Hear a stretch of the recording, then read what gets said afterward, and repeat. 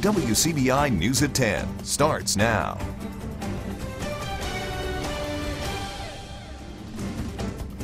Thanks for joining us tonight. The old Kerr-McGee plant once resided in the heart of Columbus's north side. Now, nearly 20 years later, the plant and its aftermath were topics of discussion during a community meeting. Our Quentin Smith, he was at that meeting. He now joins us live in the studio with more. Quentin, what'd you find out? Well, Scott, people in that area feel as if they've been forgotten about and say it's taking them too long to receive the justice they're due. Tonight's meeting was standing room only as residents voiced their frustrations about issues that they say have yet to be solved. One of the major concerns from residents tonight was the contamination from the chemicals used at the creosote plant. Some who live in the area say the chemicals cause either them or family members to become sick.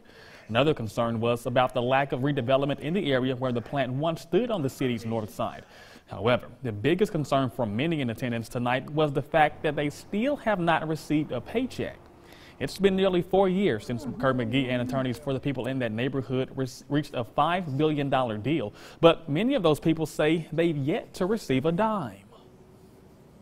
It seems like it's a slow process. I don't know what they're waiting on, but it's a slow process. It looks like people around from other areas, from out of town, seem like they're getting paid or have gotten paid or whatever, you know. But we who are living right there in the area, a lot of us have not got a cent. And I'm very concerned about that. We're just trying to see how many people are actually feeling this, if though they were and is being treated unfairly. We want justice. We want justice. Everybody deserves clean air, water, and soil. Now, also during tonight's meeting, residents signed 3 different petitions. One petition stated that they are dissatisfied with the Garrison Resolution Group for not receiving a paycheck for injury claims. The second petition they signed stated that they are not satisfied with the Multi-State Trust and J5 with the cleanup and redevelopment of that area. The third petition signed stated that they are protesting the mayor and council for creating an all-white Columbus Redevelopment Authority Board. And all petitions will be taken up and given to the groups that they were addressed to. Scott? All right, thank you very much, Quentin. Well, some human trafficking victims will soon receive protections under a new state law, and law enforcement says that's needed to better track down the people behind those crimes. Courtney Jackson has more from the Capitol. Human trafficking is real, and it's closer than you may realize. It is happening, and Mississippi is becoming more aware. And that awareness is leading to changes to the state's laws to better address the issue. Governor Bryant signed House Bill 571 last week, a bill pushed through by Speaker Philip Gunn. That any child below the age of 18 cannot be charged with prostitution. That then removes one obstacle to them coming forward and talking about what's happening to them. If they're fearful of being charged with a crime, they're less likely to come forward. Pearl Police Chief Dean Scott says it will be an important tool because of the brainwashing these minors often experience. In trafficking, they're taught the law, we're the bad guys, not the ones making them do it. They're the ones that's going to take you away, lock you up. Investigators and nonprofits all agree that it's often difficult for those minors to realize they are victims. Unfortunately, these are children that have lived adult lives, but they should not be found guilty of a crime that they were forced into. Training is another piece of the House bill. The goal is simple: better educating those who may find themselves on the front lines of the issue with how to spot the red flags. If you don't do anything but pick up the phone and call, you're making an effort to help. A Senate bill is awaiting the governor's signature that outlines the legal consequences for those charged with human trafficking crimes. Nonprofit Advocates for Freedom says it's another significant step because it addresses the, quote, buyer. And when there's no buyer, there's no business. That business is commodities, people, often children. Courtney Ann Jackson, WCBI News. New Lieutenant Prentiss County deputy is praised for his role in saving a stabbing victim. Deputy Dallas Lumpkin was given a framed letter of commendation. Last week, you may remember, Deputy Lumpkin pulled over a vehicle for running a stop sign. It was then when he noticed the passenger inside had a severe stab wound that left his artery cut. The deputy wrapped the man's arm up and then rushed him to the hospital. Today, Lumpkin was recognized for his efforts that saved that man's life. Time now to toss things over to Chief Meteorologist Keith Gibson to get a first look at our Monday night forecast. Hey there, Keith. Scott, clouds on the increase today after that morning sun. A little bit of precip trying to fall from these clouds today. Most of that has been staying aloft, but we have seen a few spotty showers from time to time around here, or sprinkles. Right now, what you see there is most likely staying in the clouds, but the back edge of those clouds now pushing through Little Rock and Monroe, Louisiana, and that clearing line will advance our way. So we're currently in the 50s. Once we clear out later tonight, by sunrise, we should be mainly clear and temperatures in the 30s, a little bit cooler west, maybe a little bit warmer in the east where those clouds hold on a little bit longer. But look at this, bright sunshine on Tuesday, warming up just a tad, mid-60s here. Your full forecast in just a few minutes. 4 Tupelo High School seniors are using their year-end project to encourage young people to read more. The group helped start a book club for girls at the Haven Acres Boys and Girls Club. In the 2 weeks since the group formed, they've been reading the Nancy Drew mystery, The Ghost of Blackwood Hall. Book club members also read the mystery novel in their free time. Organizers and members say the past few weeks have been a fun time of learning and making new friends. We just hope that they enjoyed the connection with reading, but also with us. I think it's good to just spend some time reading, because I love reading and it's important to everyone in our group.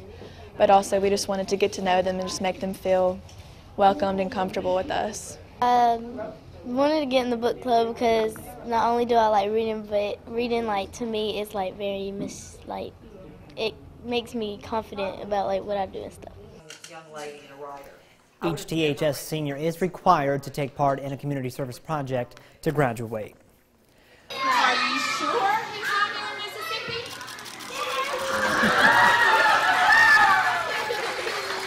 Look at that smile. What started as a program on the importance of the Pledge of Allegiance turned into a surprise homecoming for a kindergartner at Tupelo's Joyner Elementary. Sergeant Martell Edwards surprised his daughter Gracie as she was taking part in the program. Sergeant Edwards has been deployed to Kuwait and wanted to surprise his daughter, who didn't know her dad was coming home. I'm just so excited to be home, man. It's been a while. It's been a whole year. So just ready to get back to the family and have some fun. We got some catching up to do. What do you want to do now that your dad's home? Play with him every day.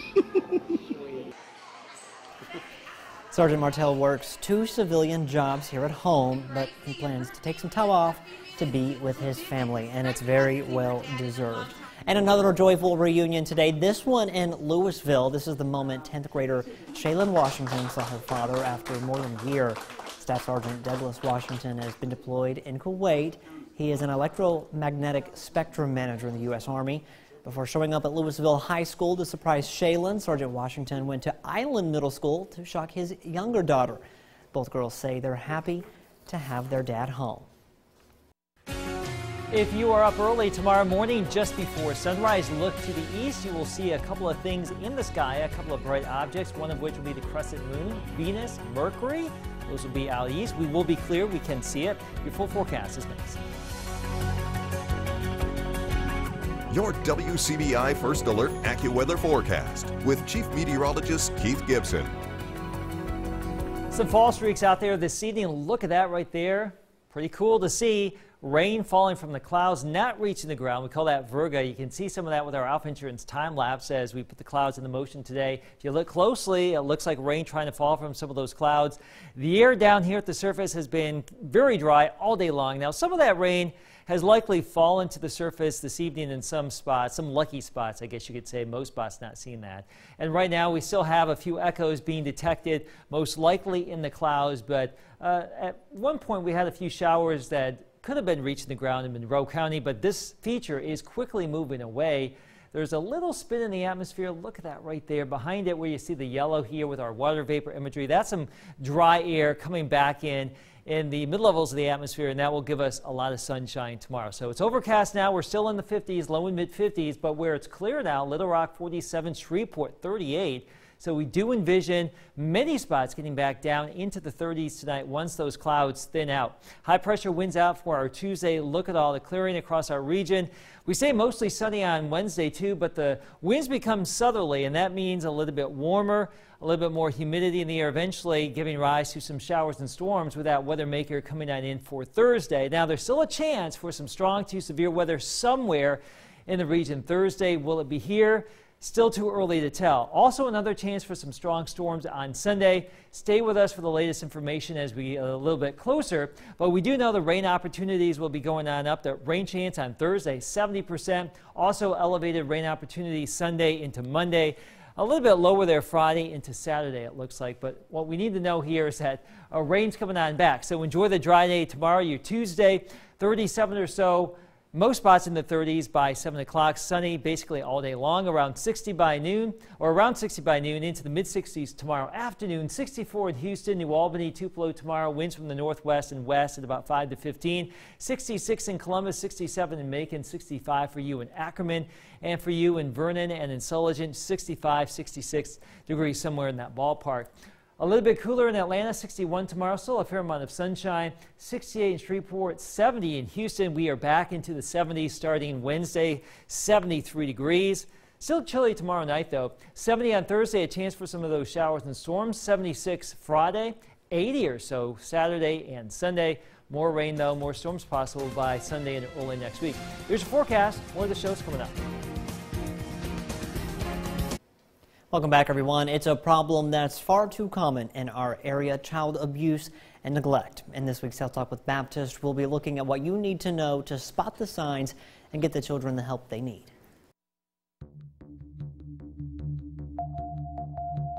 Hi, I'm Christina Shumpert Chapman. I'm a social worker in the emergency room and a member of the case management team at Baptist Memorial Hospital Golden Triangle. This week, we'll be discussing child maltreatment. A child generally means someone under the age of 18, or in sex abuse cases, someone who is under the age of 18, or the age specified by the state's child protection law, whichever is younger. Child maltreatment is a behavior towards a child that is outside of normal conduct and includes substantial risk of causing physical or emotional harm. There are 4 commonly recognized forms of child maltreatment: neglect, including medical neglect, physical abuse, sexual abuse, and psychological maltreatment. These may be found separately or in any combination in a particular child. There are many different causes of child maltreatment, but common risk factors include alcohol and/or drug abuse by a caregiver, financial problems or family inability to provide sufficient financial resources to meet the child's minimum needs, domestic violence, any abusive, violent, coercive, forceful, or threatening act or word inflicted on one member of the family on another. The child's caretaker can be the victim or the perpetrator of abuse. If you suspect the child is being maltreated, you are required by law to make a report to the Mississippi Department of Child Protection Services. Reporting can be done by dialing 1-800-222-8000 or online at reportabuse.mdcps.ms.gov. Your report can save the life of a child in need. Join us next time for Health Talk with Baptist, when we will discuss the most common form of child maltreatment, child neglect. Mail your topic suggestions to healthtalk@wcbi.com. Health Talk has been brought to you by Baptist Memorial Hospital Golden Triangle. Add another award to Tierra McCowan's list of accolades. More on the latest All-Americans coming up next in sports.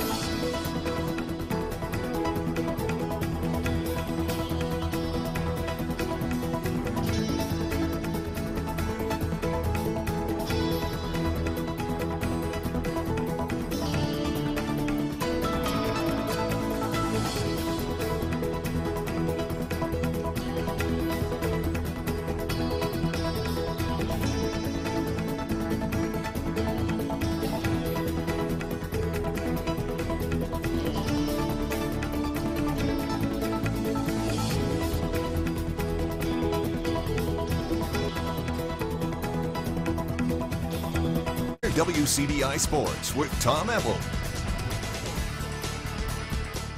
She'll go down as one of, if not the greatest to wear a Mississippi State women's basketball jersey. Tiara McCowan's career as a Bulldog has come to an end, but it hasn't stopped her from continuing to rack in career honors. McCowan named an AP All-American, the senior listed on the first team. It's McCowan's 5th career All-America selection by different sources. This past season, what else can you say? Big T averaged 18 points, 13.5 rebounds, while filling her name in almost every stat book you can find. McCowan breaking the single-season shooting percentage record at Mississippi State, shooting 66% from the field. She broke her own double-double single-season record that she set last year, and she also finishes as the leading rebounder in the history of the NCAA tournament with 240 in 19 career postseason games. McCowan wasn't the only Bulldog to receive an All-American honor. Jasmine Holmes and Anriel Howard named as honorable mentions.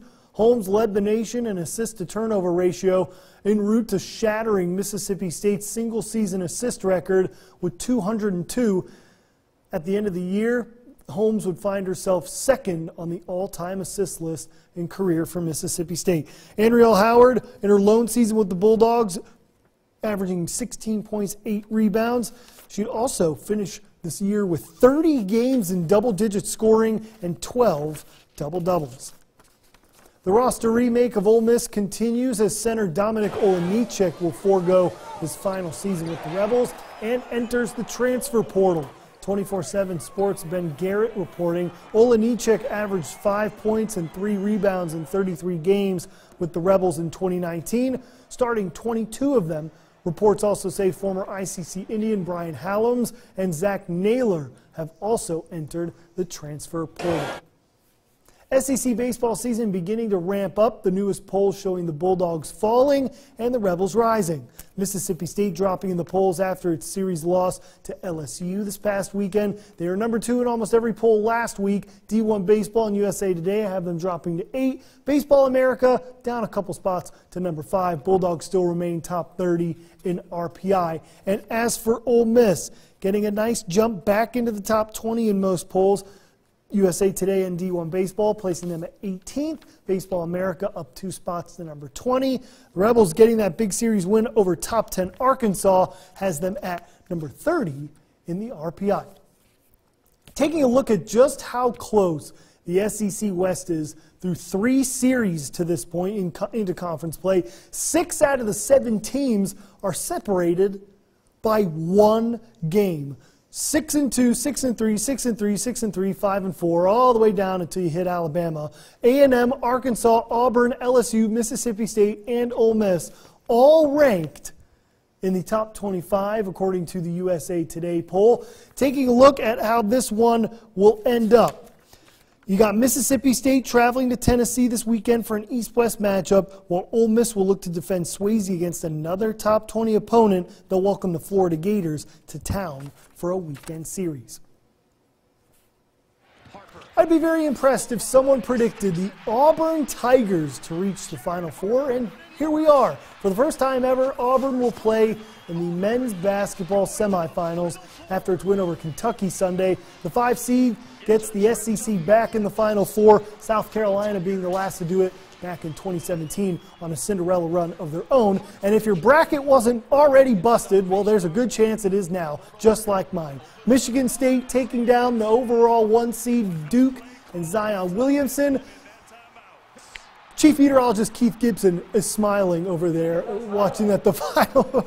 Michigan State back in the Final Four for the first time since 2015. Taking a look at how the Final Four stacks up, and I hope it lives up to the Elite 8. All 4 games this past weekend, all combined to be decided by 18 points. That's an NCAA tournament for margin of victory for the combined Elite 8. So here's the schedule. You can catch all the games on Saturday right here on WCBI. 1 seed Virginia taking on Auburn, and then Michigan State taking on Texas Tech.